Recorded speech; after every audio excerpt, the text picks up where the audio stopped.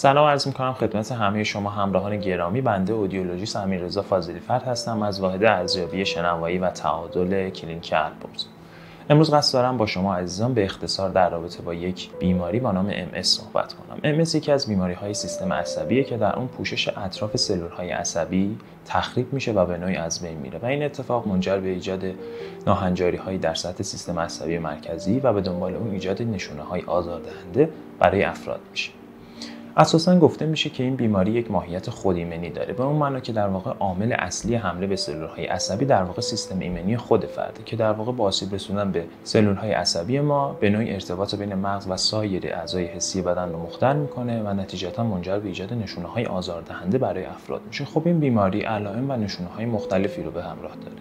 که اگر بخوایم به برخی از اونها که مرتبط با سیستم شنوایی و تعادلی ما هستن اشاره کنیم، باید به مواردی مثل کمشنوایی، احساس سرگیجه، گیجی و منگی و عدم تعادل اشاره کنیم. طبق مطالعات صورت گرفته بیان میشه که در حدود 5% از مبتلایان به MS سرگیجه و گیجی به عنوان اولین نشونه خودش رو بروز میده، اما در نهایت نیمی از افراد مبتلا به این عارضه درجاتی از سرگیجه و گیجی رو گزارش میکنه. اما در رابطه با کمشنوایی مطالعات نشون داده که 10% از افراد مبتلا به MS دچار کمشنوایی هم میشن که در واقع این اتفاق نشون دهنده آسیب رسیدن به عصب شنوایی تعادلی ما هستش که در واقع وظیفه انتقال سیگنال‌های شنیداری و تعادلی رو از ارگان‌های مربوطه به مغز به عهده داره.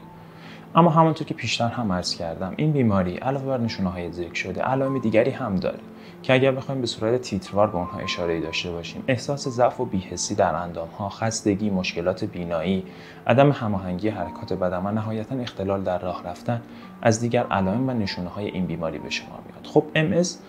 تشخیص قطعیش توسط پزشک متخصص انجام میشه، اما با توجه به اون تأثیرات نامطلوبی که این عارضه بر روی ارگان‌های حسی مختلف بدن میذاره، ارزیابی عملکرد هر یک از این ارگان‌ها از جمله ارگان شنیداری و تعادلی میتونه در مسیر رسیدن به ارجاع مناسب و تشخیص زودهنگام توسط پزشک متخصص بسیار مفید و کمک کننده باشه.